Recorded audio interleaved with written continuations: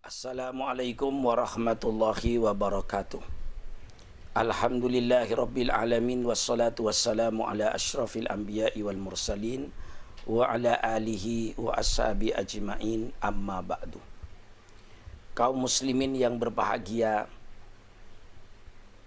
kami dari Arimatia akan menampilkan beberapa film-film khususnya yang menunjukkan kemajuan dalam dunia Islam baik di barat maupun di timur.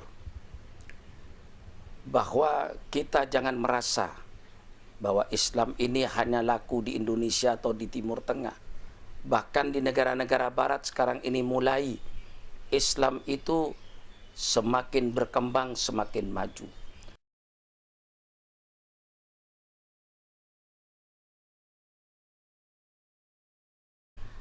Hal ini karena didukung dengan kemajuan ilmu pengetahuan dan teknologi ini yang semakin mendidik manusia untuk berpikir secara rasional. Inilah yang menguntungkan kepada agama Islam. Berapa ayat yang mengatakan afala yatafakkarun, apakah mereka tidak berpikir? Afala ta'qilun, apakah mereka tidak memakai akal? Inilah yang membawa kemajuan-kemajuan dunia Islam baik di barat maupun di timur. Ada tiga hal dari akibat daripada kemajuan ilmu teknologi dan ilmu pengetahuan. Pertama, terjadinya pergeseran nilai di kalangan orang-orang awam daripada pemeluk agama mereka, yang terjadilah pergeseran nilai sehingga banyak mereka itu yang sekarang mulai tidak ke gereja tapi mengutamakan tempat-tempat hiburan. Dari kelompok intelektualnya, mereka mulai memeriksa isi kitab-kitab mereka itu masuk di akal apa tidak.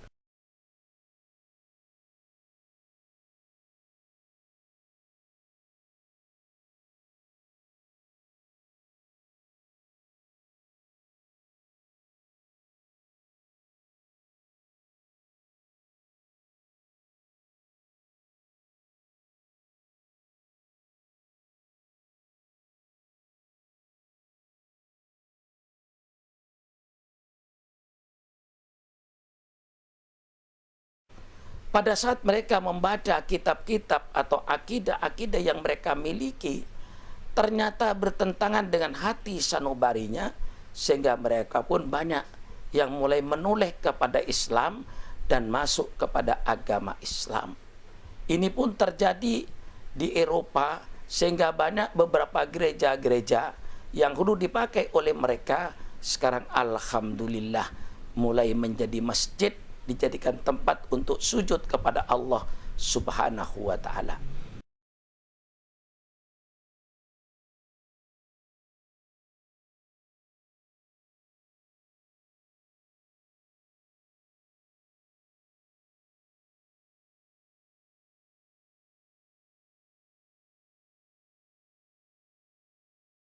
Jadi kita umat Islam di Indonesia sangat merasa bangga. Justru yang masuk Islam di kalangan mereka di barat atau di Jepang katakan, itu justru bukan orang-orang yang bodoh. Yang masuk Islam itu justru di kalangan para intelektualnya.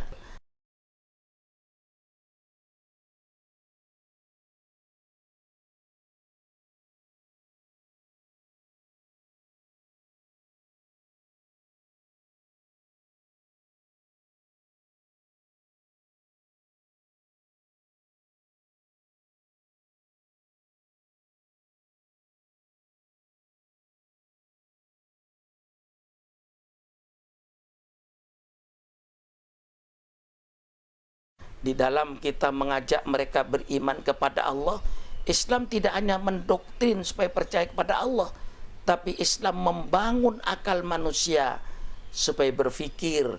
Misalnya di dalam Al-Quran, afala yanduruna ilal ibili kaifa khuliqat wa ilas sama'i kaifa rufi'at wa ilal jibali kaifa nusibat wa ilal ardi kaifa sutiyat. Setiap ilmu pengetahuan yang dipelajari oleh manusia akan berakhir nanti dengan menemukan Allah. Nah, inilah pemikir-pemikir barat yang sekarang mulai bangkit membaca kitab mereka masuk di akal apa tidak? Apa ini cuma cerita-cerita bohong? Apa ini merupakan khayal-khayalan yang tidak masuk akal dari pikiran yang menghayal ngelamun? Apakah realistis? Di sini perkembangan Islam semakin maju karena memang Islam itu menitik beratkan kepada akal pikiran manusia. Saya berpikir siapa Allah itu yang kita sembah ini, sehingga kalau tidak masuk di akal tentu mereka akan melepaskan. Di sini kemajuan-kemajuan yang didapat oleh Islam sehingga sekarang alhamdulillah baik di Jepang, di Prancis, di Jerman, di Inggris, di Belanda, di Amerika, alhamdulillah orang-orang mulai berbondong-bondong masuk Islam.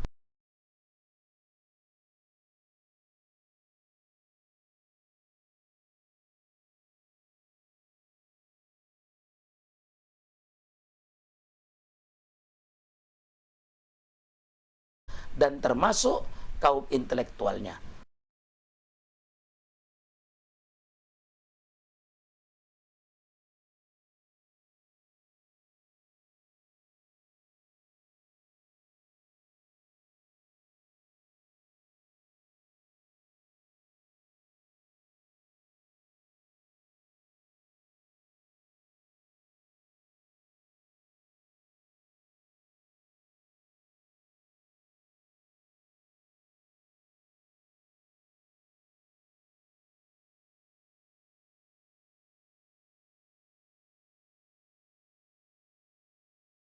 Oleh sebab itu Anda nikmati film yang akan kami sajikan secara faktual.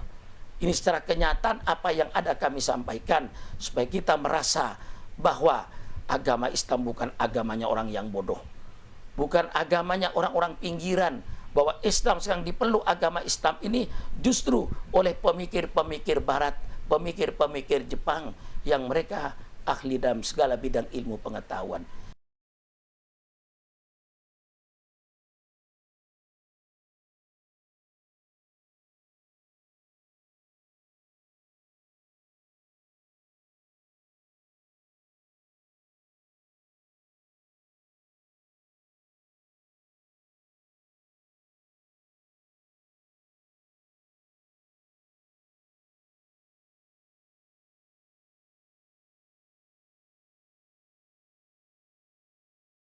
Inilah barangkali yang kami sampaikan dalam pembukaan film ini. Persilakan Anda nikmati fakta-fakta ini. Mudah-mudahan akan membawa kepada kejayaan Islam di masa yang akan datang. Wassalamualaikum warahmatullahi wabarakatuh.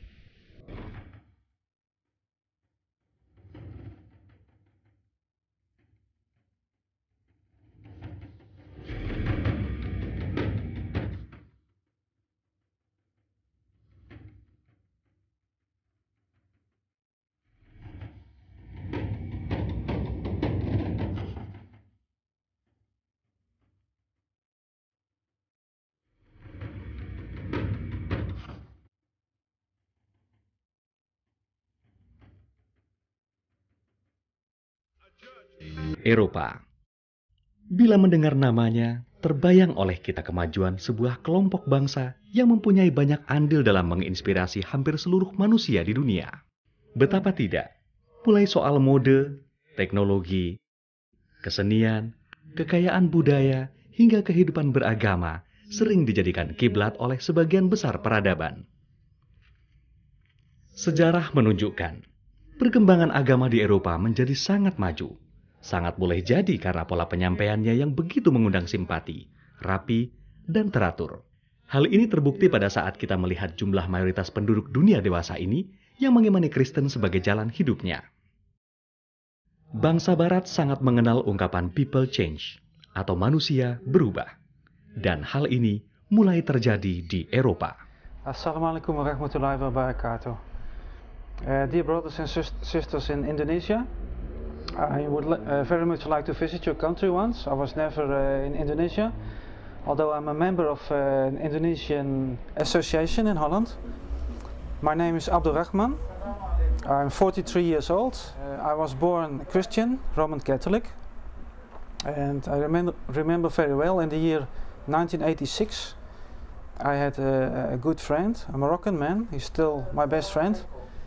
and he explained me about Islam, and very quickly I understood that Islam was also my religion. First, my name is Yunus, also the people call me Yunus. I became Muslim something like 10 years ago. Assalamualaikum. My name is Siti Inayati. I come from Belanda. 4 years ago I was Christian. Now I'm Muslimah. Propaganda misionaris Barat yang selama ini menguasai sebagian besar pikiran penduduk dunia, di negeri mereka sendiri malah semakin dijauhi dan ditinggalkan, tidak hanya oleh pemeluknya, tapi bahkan juga oleh para tokohnya. Kenyataan bahwa agama mereka di sana, ketika para pemeluknya telah mapan, berpikir cerdas dan kritis, cenderung untuk meninggalkan agamanya dan pindah ke Islam. Dabei bis zu einem bestimmten Termin auf seine Bahn dahin zieht. Und dass Allah alles weiß, was ihr tut, dieses, weil Allah die Wahrheit ist, sodass alles, was sie neben ihm anrufen, falsch ist. Er sendet den Regen herab und er weiß, was in den Mutterschößen ist. Niemand sonst weiß, was ihm morgen widerfahren wird und niemand sonst weiß, in welchem Lande er sterben wird. Sie, Allah ist Wissen und über alles unterrichtet. Sadaqallahu lazim, Allah sagt die Wahrheit und die ist die Wahrheit. Assalamu alaikum wa rahmatullah. Mein Name ist Musa, ich bin Italiener, bin seit 3 Jahren Muslim, Alhamdulillah. Wohne jetzt in Offenbach, also Frankfurt arbeite ich, bin 23 Jahre alt, bin verheiratet, Alhamdulillah. Komme ursprünglich aus Bochum, Ruhrgebiet, da oben. Ja, mein Bruder ist vor 1,5 Wochen, Alhamdulillah, auch Muslim geworden. Und ja, inshallah, solange, so weit mein Leben, Alhamdulillah, läuft so. So, Assalamu alaikum wa rahmatullahi wa barakatuh. My name is Ibrahim Muhammad Hassan. I'm from Somalia. I'm living here since 1989. And I'm living in Frankfurt since last year. And I know most of the brothers here about years because I was always coming from 1997 until now in Frankfurt. And this brother Musa, I know him about now 3-4 years, Alhamdulillah. And most brothers, they are also in Frankfurt, and we are making also meetings sometimes, at least one time in a week. Bismillah, assalamu alaikum. My name is Mohammed. I was born here in Frankfurt. My father was born in India and my mom is American. I'm Muslim now for alhamdulillah 6 years, and my work is to I help children to do their homework. I'm a tutor and I study social education, and inshallah I will be finished with it in 2 years. Catatan sejarah menyatakan bahwa ratusan tahun yang lalu, Islam telah masuk ke Eropa. Seperti di Spanyol misalnya. Ini terbukti banyak tertinggal bangunan-bangunan yang berarsitektur Islam yang tetap menjadi saksi bisu hingga kini. Namun sejarah itu tiba-tiba berangsur hilang di telan masa. Peradaban gemilang kejayaan Islam menjadi korban keserakahan para raja dan kaisar yang gila akan kekuasaan. Islam laksana cahaya putih yang diciptakan Allah Subhanahu wa Ta'ala sebagai penerang di atas bumi. Umat manusia pemuja hawa nafsu yang mempertuhankan akal dan yang tersesat selalu berusaha meniup mati cahaya tersebut. Namun Allah Subhanahu wa Ta'ala tetap selalu melindunginya. Bahkan saat ini sudah semakin terlihat di setiap penjuru dunia cahaya-cahaya Islam. Ketika kita mencoba merenung 50 tahun yang lalu, atau sekitar sebelum tahun 60-an, akan sangat sulit terbayangkan Islam mulai banyak diminati orang-orang Barat. Islam tidak pernah menjadi agama resmi negara Eropa. Bahkan dari hasil wawancara atau penelitian, ketika itu hampir semua warga Eropa tidak mengenal adanya agama atau ajaran yang bernama Al-Islam. Perang Sabil yang lebih dikenal dengan Perang Salib mempengaruhi pemikiran akan semakin sulitnya Islam diperkenalkan. Ditambah lagi begitu banyak buku-buku para orientalis di awal tahun 60-an sangat berani dan menghujat serta menjudutkan Islam karena fanatisme sempit terhadap ketidaktahuannya. Dan ketika itu terjadi, sangat jarang buku yang menandingi untuk meluruskan buku-buku orientalis yang sampai dan dibaca oleh masyarakat barat. Hanyalah Allah yang maha segala. Dengan izin dan ridha Allah Subhanahu wa Ta'ala, saat ini Islam merupakan agama yang paling pesat perkembangannya di negara barat, khususnya Eropa. Hal ini diakui oleh para tokoh orientalis Kristiani. Salah satunya adalah Robert Murray dalam bukunya Islamic Invasion, yang mengakui Islam adalah agama yang tercepat pertumbuhannya. Perkembangan Islam ini justru menjadi keadaan yang sebaliknya dengan agama besar lainnya, semisal Kristen, baik Katolik maupun Protestan, yang justru banyak ditinggalkan oleh para tokoh maupun umatnya sendiri. Keadaan ini dibuktikan dengan fakta yang ada. Misalnya banyak gereja yang sudah tidak berfungsi lagi, diakibatkan sudah sangat jarang jemaat yang datang ke gereja. Banyaknya gereja yang sudah beralih fungsi, misalnya menjadi tempat pameran, bahkan banyak gereja sudah menjadi masjid. Subhanallah, walhamdulillah, wala haula wala quwata illa billah. Bahkan hingga liputan ini dibuat, masih ada iklan bangunan gereja yang dijual melalui media massa. Sudah banyak warga barat bahkan tokoh-tokoh Kristiani yang melirik Islam dan bahkan menukar keyakinannya menjadi Muslim.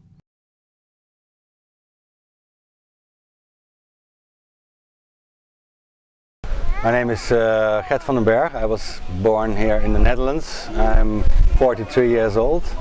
I became a Muslim in 1997. So already for 7 years now. Before I became a Muslim, I was Protestant.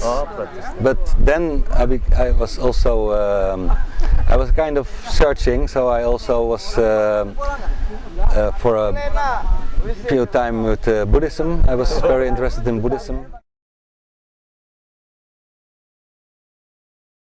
Well, I think that is not only in Holland but in all the Western world. Western world.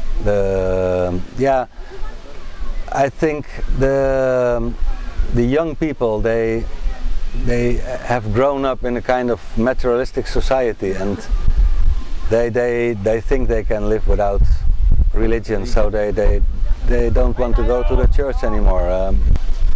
Most people, they believe something, but they don't know exactly what, so they are inclined not to believe anymore what the preachers are saying. And that is also because in the past there has been so much dogmatism in the churches.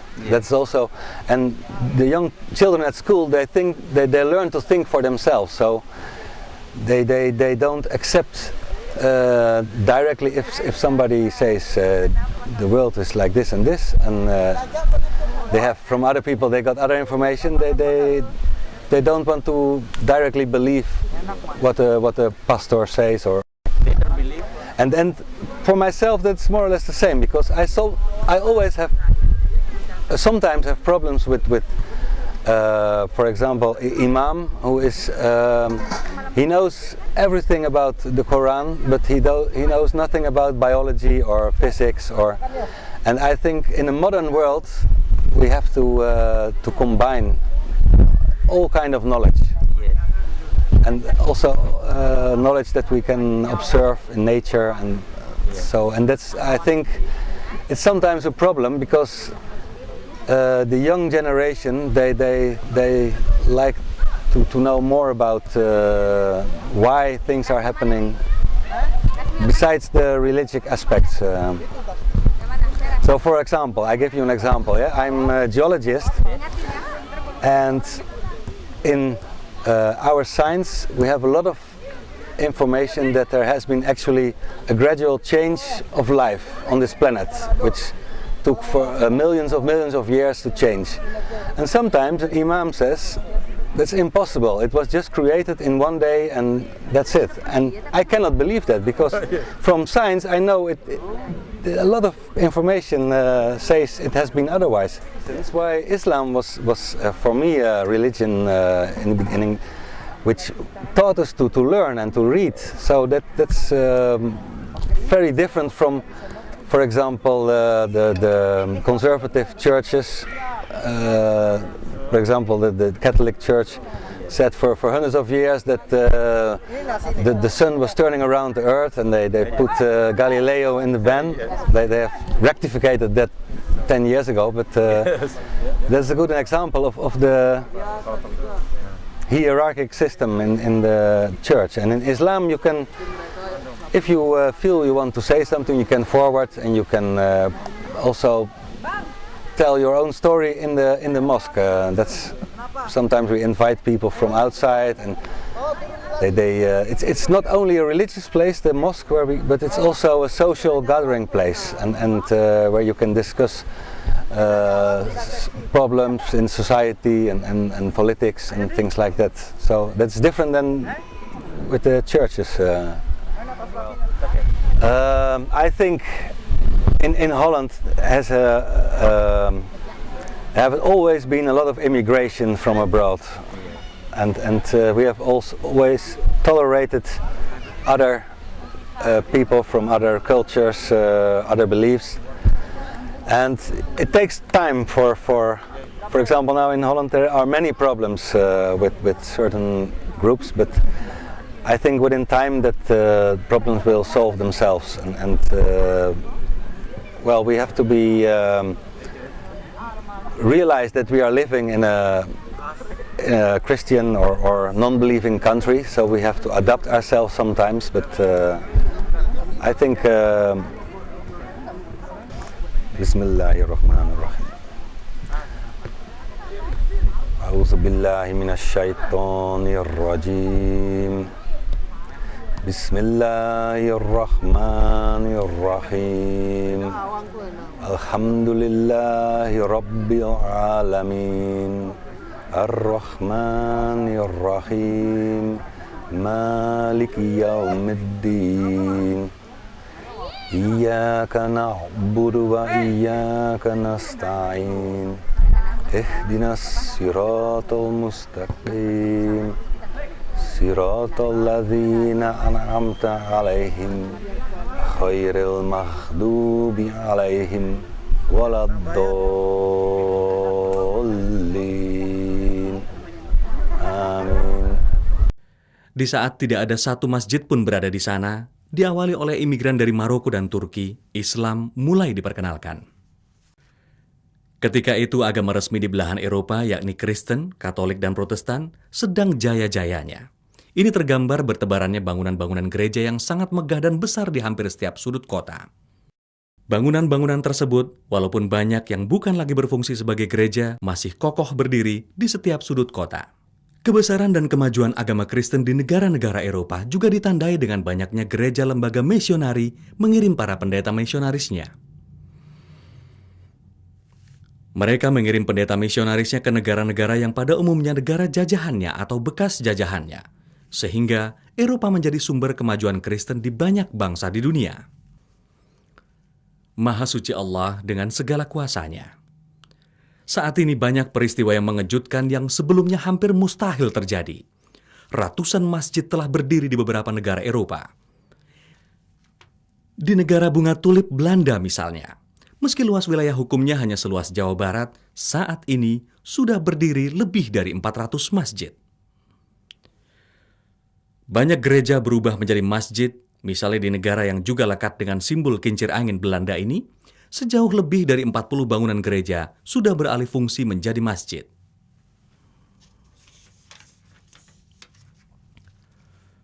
Sudah semakin banyak warga Eropa yang memeluk agama Islam. Bahkan tidak sedikit tokoh-tokoh pentingnya telah mendapatkan hidayah dan taufik Allah Subhanahu wa Ta'ala memilih menjadi Muslim. Di setiap masjid, baik di Jerman, Belanda, Prancis, dan lain-lain di Eropa, rata-rata setiap 2 bulan sekali selalu ada warga asli bangsa Eropa yang bersyahadat menjadi Muslim dan Muslimah. Bahkan ketika peristiwa monumental tragedi peledakan gedung World Trade Center 11 September 2001 di New York, Amerika Serikat, yang sangat menyudutkan dan menekan umat Islam, ternyata tidak mengurangi perkembangan Islam di berbagai belahan dunia. Ini terbukti hingga saat tayangan ini dibuat setelah peristiwa peledakan WTC tersebut, tetap selalu ada orang Eropa asli yang bersyahadat di berbagai masjid, dengan rata-rata 1 orang per 2 bulan di setiap masjidnya. Ironisnya, mereka orang-orang Eropa yang belum lama memeluk Islam justru terasa lebih Islami dibanding umat Islam di negara-negara yang memang sudah menjadi mayoritas Muslim. Generasi muda masyarakat Muslim Eropa sangat haus akan pertemuan sesama Muslim, sambil diadakan diskusi-diskusi tentang khazanah ilmu Islam, kajian kitab Al-Quran, dan kegiatan lainnya. Sehingga saat ini tidaklah mengherankan bila di jalan-jalan dan di tempat-tempat umum, di tengah-tengah masyarakat yang belum banyak mengenal Islam, hampir selalu ada muslimah yang berjilbab. Perkembangan tersebut tidak lepas dari semakin banyaknya pusat-pusat kegiatan Islam selain masjid yang telah berdiri di sana. Dan semakin banyaknya imigran dari berbagai negara lain yang secara langsung maupun tidak langsung memperkenalkan Islam kepada lingkungan penduduk asli Eropa. Di abad ini, di mana keberadaan umat Islam sedang diterpa berbagai banyak hal, mulai kemiskinan, tuduhan terorisme, kehilangan harga diri, terbelakang, dan lain-lain.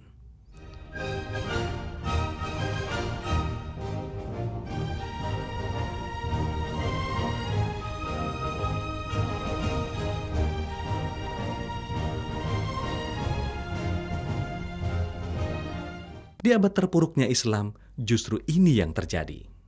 Kita lihat salah satu contoh sebuah sinagog, yaitu rumah ibadah kaum Yahudi yang sudah menjadi masjid. Masjid ini terletak di Den Haag, Belanda. Rumah ibadah kaum Yahudi ini dibangun tahun 1842. Kemudian siapa yang menduga pada tahun 1978, sesuai perkembangan Islam dan kemunduran agama Yahudi di sana, dengan tanpa ada paksaan, sinagog ini akhirnya beralih fungsi menjadi masjid. Untuk mengenang sejarah luar biasa ini, maka prasasti sinagog itu tetap dipertahankan dalam bentuk tulisan yang menempel di dinding. Bangunan ini 80% dipertahankan bentuknya seperti masih menjadi sinagog. Saat ini, masjid tersebut dinamakan Masjid Aqsa. Kita saksikan bagaimana sebuah gereja yang anggun dan kokoh akhirnya menjadi masjid. Ini terletak di kota Rotterdam, Belanda, tepatnya di Doestraat 26. Berdiri masjid yang semula adalah gereja, dinamakan Merkez Moski.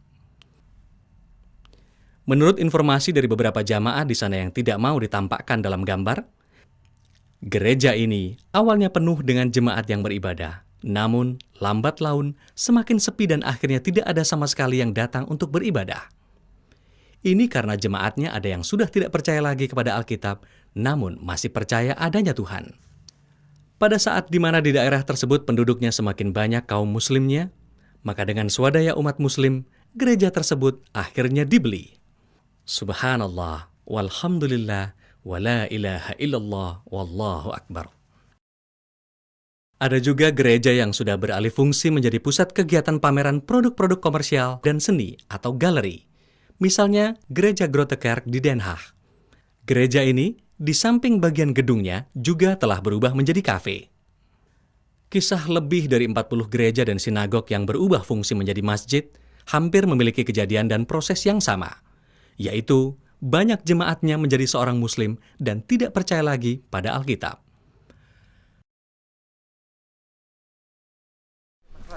Yeah, they don't like go to the church again. Maybe they will live without a God. I don't know. But I have learning via the Christian way. God have Father, Son, Holy Ghost, 3 in 1. But that's not really good. Ask about the 3 in 1 about to my pastor, Domine, but he cannot give me answer about that. He cannot tell me why that is 3 in 1. 3 months ago, somebody like pastor come to our house, will visiting us, and he will introduce with my husband, and we do discussion with my pastor, and then my husband and I ask him, how is it possible 3 in 1 or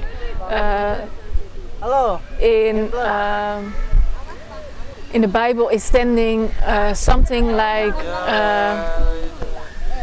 about David, and then in another chapter, it's the same story, but it's different. Kita simak pengakuan warga Eropa, penganut Kristiani yang taat, namun meninggalkan gereja dan akhirnya menjadi seorang Muslim. Mereka juga turut menyumbang untuk membeli gereja tersebut untuk dijadikan masjid. Saudara Muslim kita yang diminta untuk menyampaikan pengakuannya, antara lain bernama Matthias Oyedamaker, yang kini bernama hijrah Yunus. Ia tinggal di sebuah kota di Jerman yang terkenal dengan sosisnya, Frankfurt. Inilah berbagai alasan yang juga sesungguhnya mewakili penduduk Eropa lainnya yang sudah kembali ke jalan fitrah. Semoga mereka akan menjadi cahaya kebenaran Islam yang semakin besar bagi lingkungannya. Amin. Allahumma amin. First, my name is Yunus, also the people call me Yunus. My name in the passport is still my German name. They call me Matthias. But I change it not in the passport because in Germany the Muslims are still not so popular, because in the things what happened in the past, everybody knows what's happened in television about the Islam in the last in this century not so good. And I became Muslim something like 10 years ago. I was 13 years old, but it was I was young, you know. It's not become. I was not thinking so much about this. I just was like a youngster, you know, just going outside, having fun, things like this. But I start to think about that. That can't be all about this life, just having fun and do my things. I have not, you know, I have no problems. Young people have no problems here. Just they go to school and do their things. We have no problem about poorness and things like this. I had no problems like this. And I had a friend. He was from Afghanistan, and he speaks sometimes. We was good friends. We do everything together. And he was Muslim, and he start from himself to think more about the Islam and about his religion. And he also was not a real Muslim, you know, just Muslim by name. He was interested in his own religion. And his parents also was just a traditional Muslim. But he started to read the Quran in German, in the German language, and he started to read books about Islam. And then he started to think about his life, and he's my friend. Then he started to speak about the things with me, and because he's my friend, I don't think bad about him. I start to listen and think also about the things. And then I say, okay, come on, I want to buy a Quran and read this. And then I take the Quran in German and I start to read. And in the Quran, I find things like God say, look how we make the sky, how we build the sky. Look how we make the country. What was interesting for me in the Islamic religion, that it's not just a belief like, okay, I believe I go tomorrow shopping, but I don't know really if I do this or not. What I think what's interesting, Islamic belief is something what is strong, you know, with knowledge and with belief, not only believing. There's also, I know there's God, not just I believe there's God. That's a difference. I don't change my life, you know, just this friend just tell me about the 5 basics of Islam. I was reading a small book, really a small book, with just basic things inside. And I was thinking, okay, I was young, I was thinking, oh, that sounds good. And what was really at the point why I became Muslim at this time, because there's La ilaha illallah, they say there's only one God. And this was for me in this time logical, that there are not 2 or 3, there are just only one. And because of this I say, okay, that sounds good. And then I make the Shahada, and I became Muslim, but I not start practicing Islam. I think it's take 5 years till I start to practice the Islam. I think was 17 I start to pray. I was, I think, 14, then 2 years, 3 years, I was just learning the prayer, learning the small surahs from Quran, like Qul Huwallahu Ahad, this small, and then I start to pray. You know, the problem in my young time, I really start with a young age to take drugs. When I was 13, I start to smoke marijuana and things like this. And because as young people, you don't know what you do, you know. You have no religion, you have nothing what you say, that's wrong, that's right. The state just say you don't steal, don't do, but with your mind you can think what you want, you know. And then you're just outside parties, people drinking, fun. What you do, you go with them. But I was feeling it's not give me something, you know. I'm just with the people, I drank, and I don't feel something. I feel empty inside, because I believe that the soul, you know, the Islam is the nature, and the soul feel that something not all right when you're not living the Islamic religion. And when I start to read the Quran, it was impressed me, you know, because the wonder, you know, every prophet come with the wonder, and the wonder who Muhammad came was the Quran, and this Quran still exists.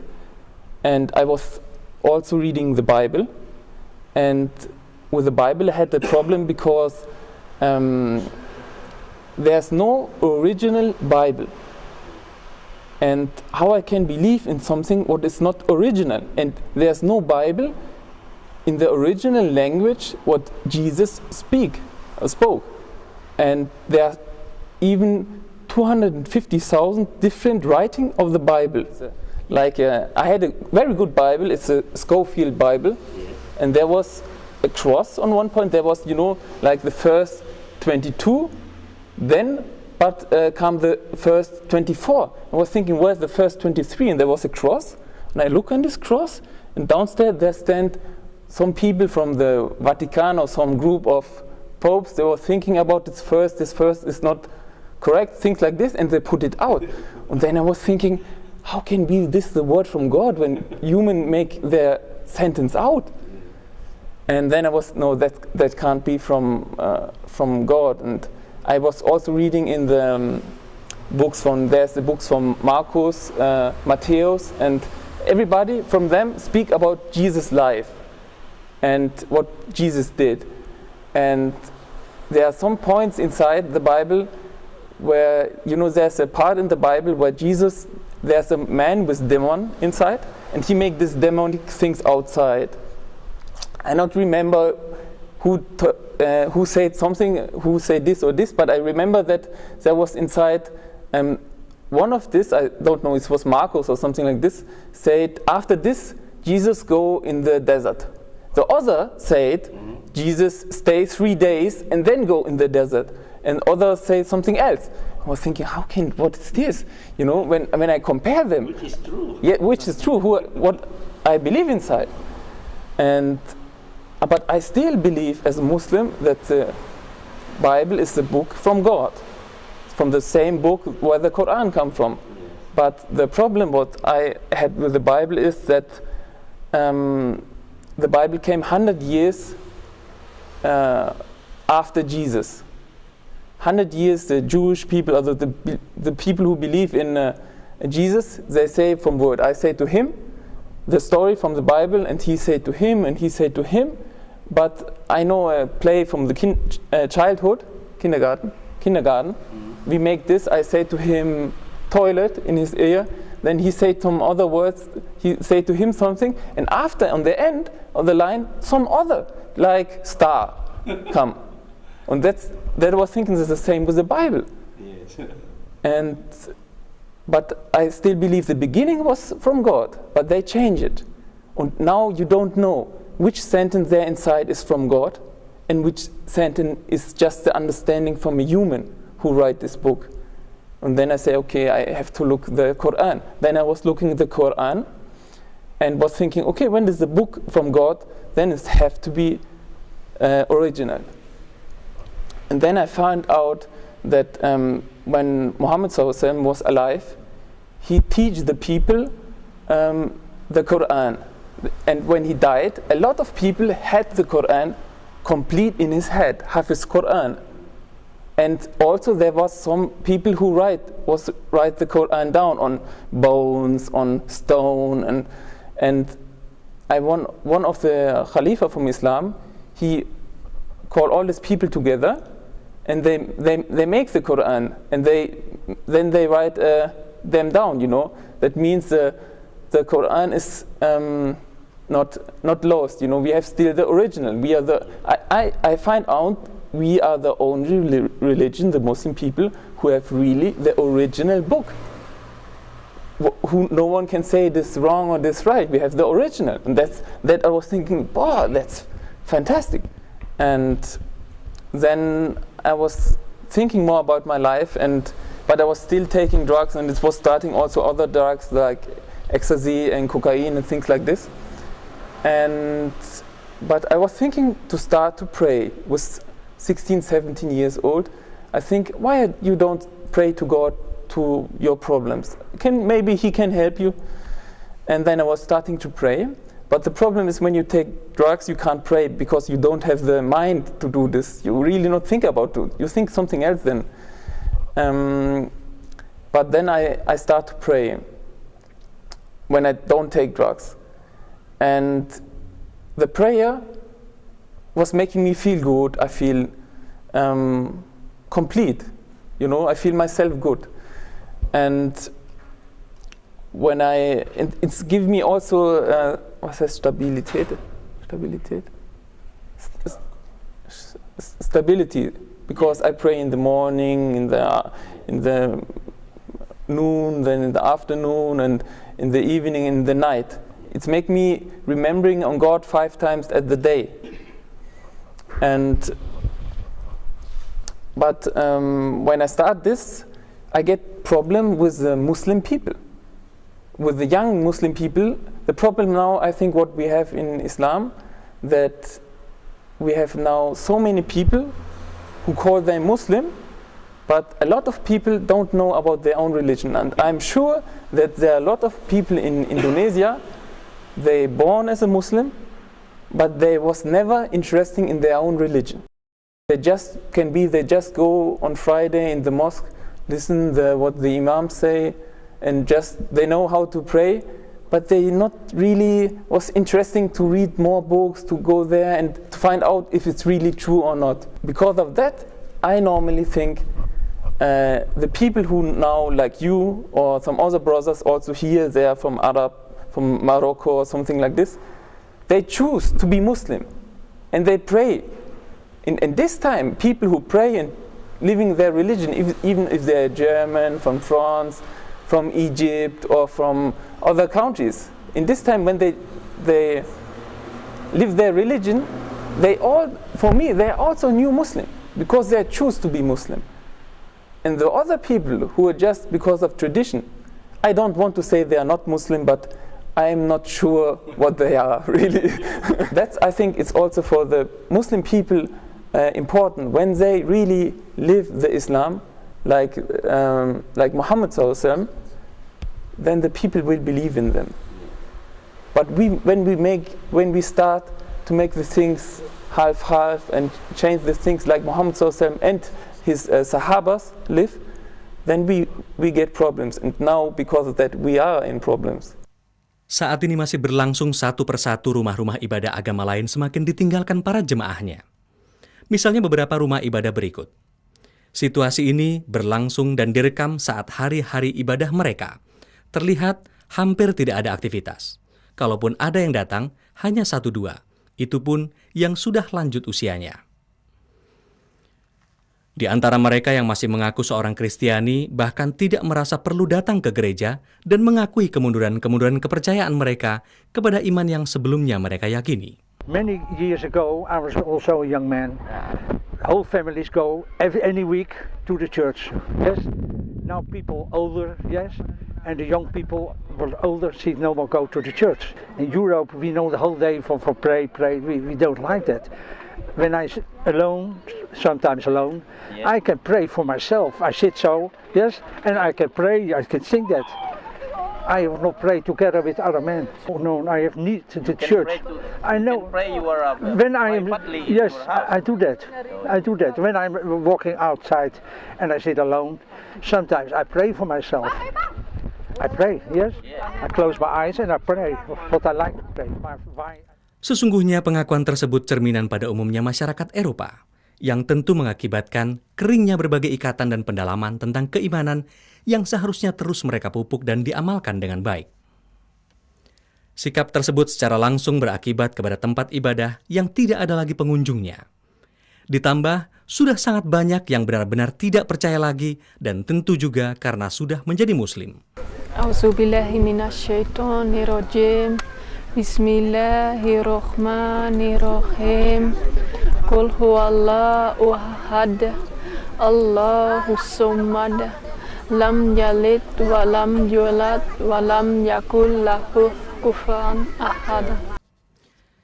Sebuah gereja besar di daerah Breda, Belanda, yang saat ini sedang dalam proses pendekatan dan tahapan untuk dijadikan masjid, di mana dalam proses awal saat ini mulai digunakan untuk kegiatan sholat Jumat dan kegiatan besar lainnya bagi umat muslim di sana.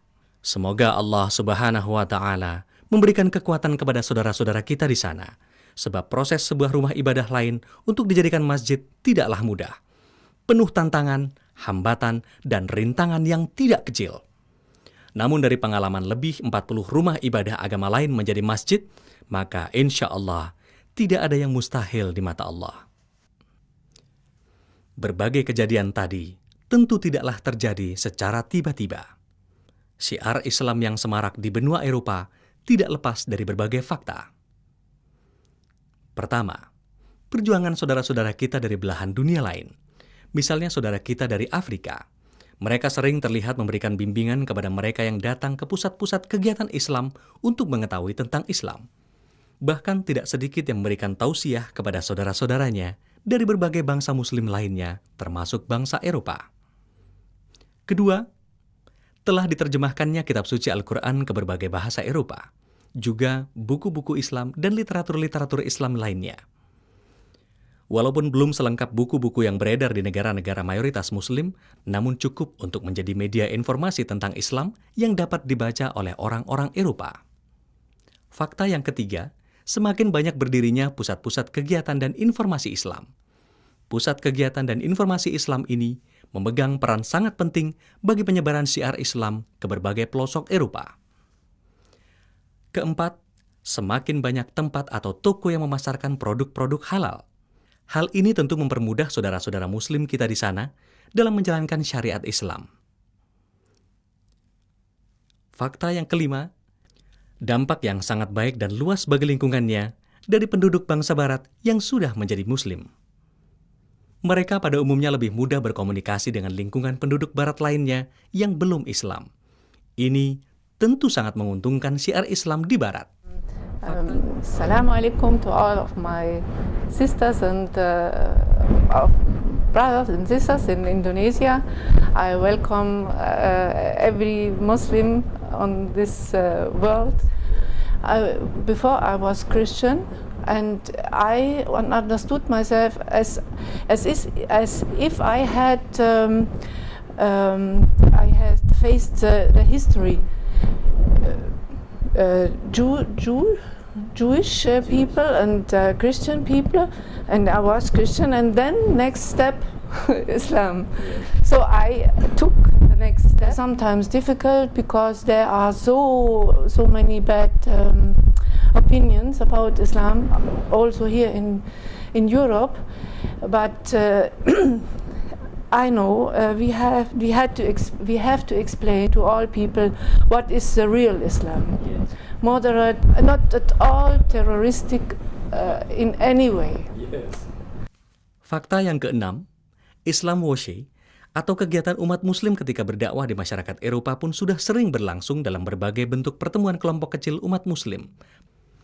Bahkan di dunia maya telah banyak muncul jaringan situs atau website yang menginformasikan tentang Islam di belahan dunia bagian barat. Bahkan jumlah alamat situs Islam yang menggunakan berbagai bahasa Eropa mencapai ratusan. Di antaranya adalah www.islam.de, www.islam.ch, www.mjdminonline.de, www.centerislamic.be. Fakta yang ke-8, pertumbuhan bangunan masjid yang semakin banyak memudahkan umat muslim untuk melaksanakan kewajiban ibadah, baik ritual maupun sosial. Pertumbuhan dan kemajuan Islam ini tidak hanya tercermin dari masjid-masjid yang sebelumnya adalah gereja. Masjid-masjid yang dibangun sendiri oleh umat Islam di Eropa sudah menjulang secara megah di berbagai belahan benua Eropa. Hal ini tentu menjadi cerminan kebutuhan Islam yang sebanding dengan jumlah muslim yang semakin cepat pertumbuhannya. Data terakhir yang kami himpun dari berbagai sumber pada tahun 2002, jumlah penduduk beragama Islam di beberapa negara Eropa menunjukkan angka pertumbuhan rata-rata yang signifikan. Di Jerman misalnya, tahun 1991 penduduk muslim berjumlah 960.000. Pada tahun 1997 menjadi 2.502.000. Dan pada tahun 2002 menjadi 3.150.000. Di Jerman, rata-rata pertumbuhan muslim per tahunnya adalah mencapai angka 17,5%. Di Inggris, pada tahun 1991 berjumlah 750.000 umat muslim. 6 tahun kemudian menjadi 1,5 juta, 2 kali lipat dari sebelumnya.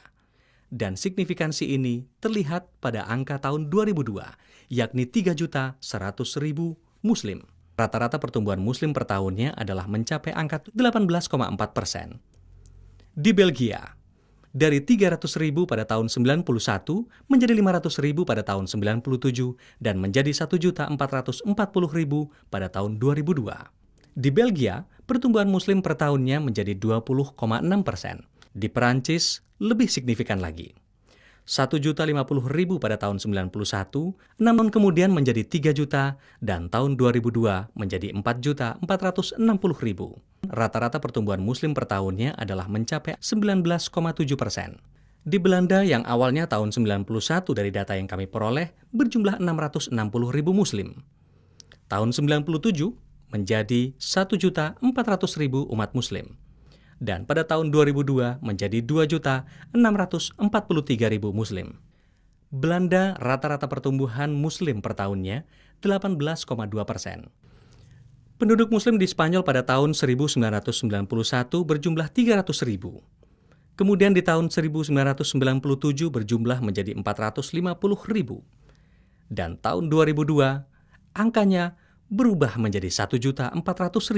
Spanyol mencapai angka rata-rata pertumbuhan per tahun tertinggi, 20,9%. Sedangkan di negara Yugo dan Slavia, gabungan negara ini sejak tahun 91 hingga tahun 2002 terpantau 3 juta, 5 juta, bahkan tahun 2002 adalah menjadi 7 juta umat muslim.